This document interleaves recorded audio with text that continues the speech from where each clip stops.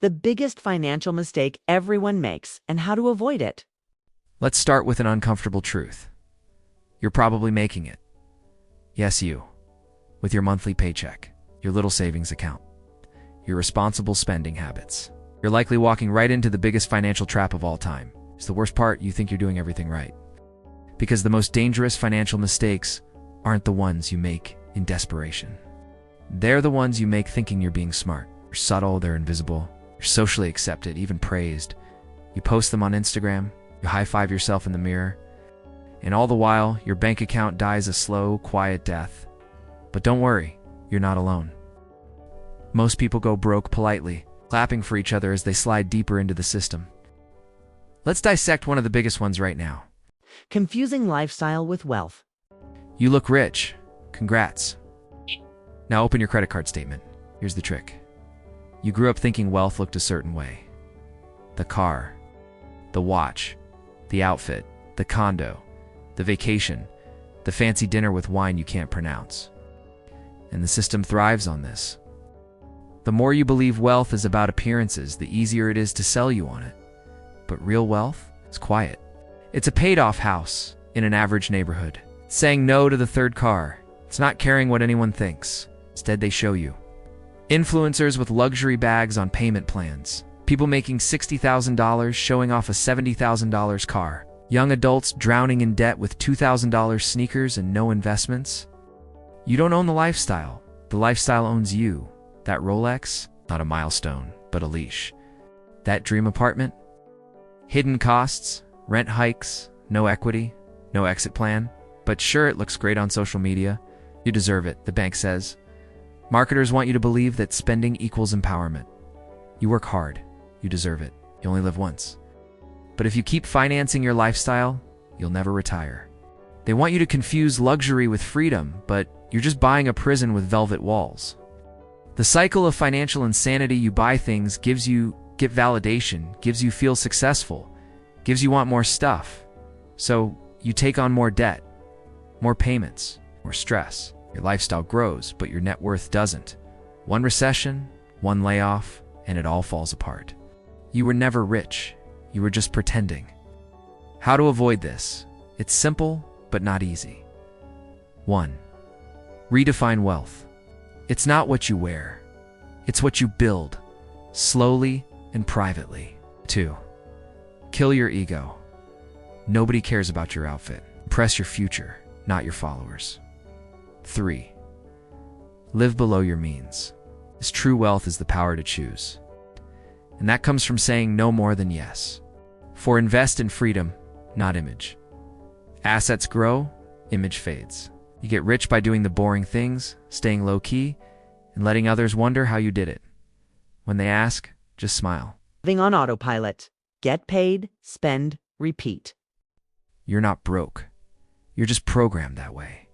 Let's play a game. It's called adulting. Step 1, wake up. Step 2, go to work. Step 3, get paid. Step 4, pay bills. Step 5, numb yourself with Netflix, shopping, or takeout. Step 6, repeat. You call it life, the system calls it success. Congratulations, you're now a cog in the consumer machine. They trained you for this. School didn't teach you how to build wealth. It taught you to obey, follow schedules, avoid failure, and fear risk. In short, they trained you to be a perfect worker. You got a job, got paid, and immediately spent it on rent, streaming, coffee, and a car, to drive to the job that pays for the car. It's tragic, but poetic. The paycheck loop. Ever feel like your paycheck just disappears? It's designed that way. You earn, you get excited, you spend, you feel productive. But you're not building. You're just spinning in place. This isn't bad luck. It's a loop. One where you survive but never escape. Automatic payments, automatic mindset. Modern life runs on autopay. Rent, bills, Netflix, insurance. It's all efficient, but it kills awareness. When your money disappears automatically, you don't question, do I still need this? Is this helping me grow? You don't ask because the system doesn't want you to. It wants you distracted enough to spend, tired enough to accept. I work hard. I deserve this. That justification, emotional. It's just one dinner. It's been a hard week. Life is short. But if you keep spending without purpose, so will your financial future. How to break the autopilot cycle. Pause. Audit. Interrogate. Review your last 30 days of spending. Did it bring you closer to freedom? If not, it's noise. Separate needs from numbing. Is it self-care or self-sabotage? One helps you grow, the other drains your future. Create friction. Cancel autopay. Pay manually and feel it. That discomfort is your first real budget meeting. Build money rituals. Every Sunday. Review, adjust, redirect. No more financial sleepwalking. Wake up and take control. You're not stuck because you're poor. You're stuck because you're predictable. And predictable people are easy to manage. Ask yourself, are you living with purpose or just on schedule? Save what's left is why you're broke.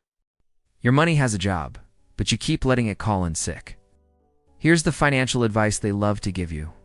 Just save what's left at the end of the month. Sure. Right after rent, bills, food, coffee, streaming, impulse buys, and therapy.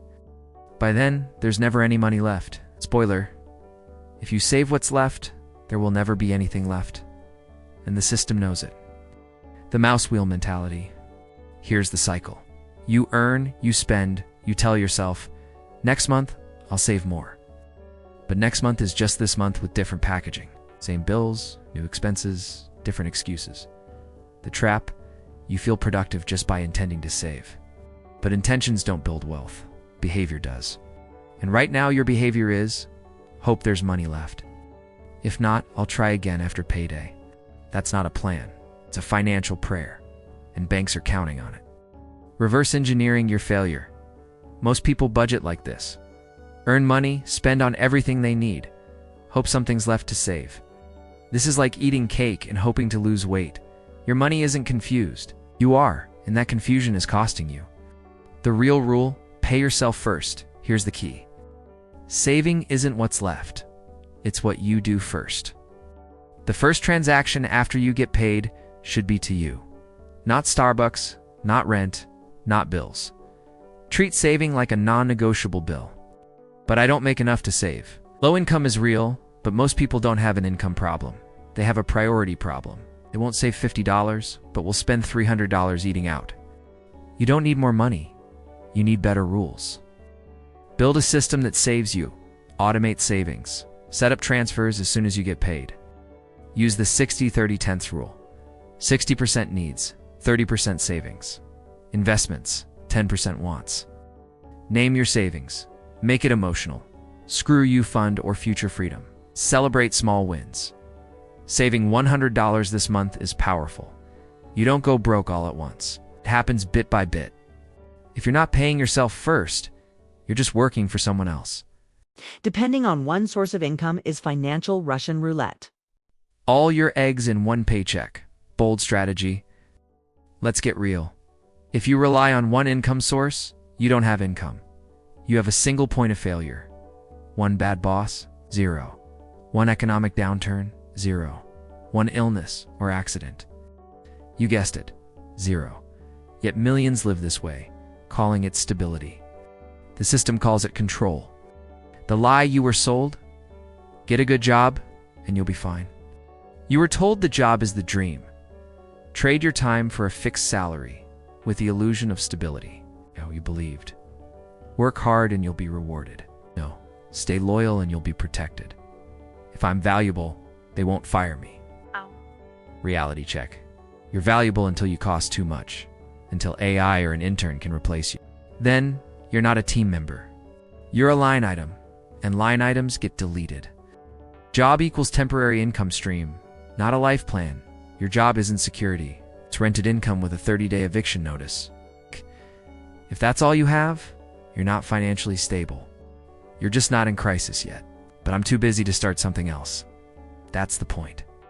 The 9-to-5 is designed to consume your time and energy, leaving you too tired to build anything on the side. The more dependent you are, the more compliant you become. The system wants you tied to one paycheck. They love the single income worker. Easy to threaten, manipulate, and control. Keeps you just comfortable enough to stay, but not escape. Your life depends on one deposit twice a month. You don't question. You don't negotiate. How to break the dependency trap? You don't need 10 businesses. You need options. 1. Build a micro income stream. Freelance, consulting, or selling digital products. 2. Leverage your skills. Package your knowledge and monetize it. 3. Separate time from income. Passive income, like royalties or subscriptions, gives you freedom. 4. Use your job to fund your escape. Learn systems. Build while earning until you don't need the job. Relying on one income stream today is like driving blindfolded in a demolition derby. It's not brave, it's financial suicide. You are your safety net. You're either earning compound interest or paying it to someone smarter. The math is not on your side until you make it your weapon. There are 2 types of people. 1. Those who let compound interest work for them. 2. Those who let it work against them. Guess which group is bigger? If you're like most, compound interest isn't your friend. It's silently draining your future while you swipe, tap, and use. Buy now, pay later. And the worst part, you weren't taught how it works. If you did, you'd stop enriching the system and start enriching yourself. The villain. Bad compound interest. It is lurking in your credit cards, student loans, and monthly payment plans. Here's how it works. You borrow money. You're charged interest. That interest grows. They charge you interest on the interest. It's legal, but unfair. If you only make minimum payments, you'll pay 80% more over time. Like buying a TV for $1,000 and paying $1,800 for it. You didn't buy a TV, you bought regret. The good kind you're ignoring on the flip side, compound interest can work for you. But many avoid it, thinking, investing is risky. I don't have enough money. I'll start next year. But here's the truth. The earlier you start, the more time works for you. The power you're wasting, simple math.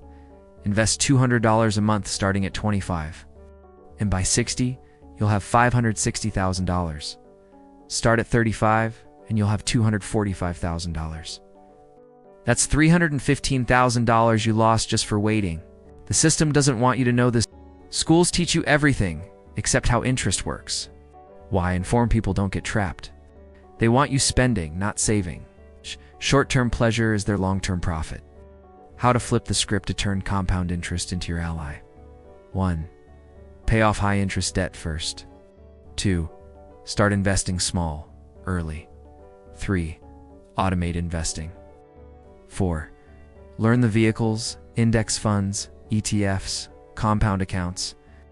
You're either earning compound interest while you sleep or paying it to someone else. Which side are you on? Buying with emotion, justifying with logic. You didn't need it. You just needed to feel something. Be honest. Ever bought something you couldn't afford, then called it a smart investment? Of course, that's being human, and marketers love that. You don't buy with logic. You buy with dopamine, then spin a story to protect your ego. It wasn't retail therapy. It was a good deal, not a waste. Well-deserved, not impulsive. Kind of planned. And just like that, your wallet cries while your brain applauds.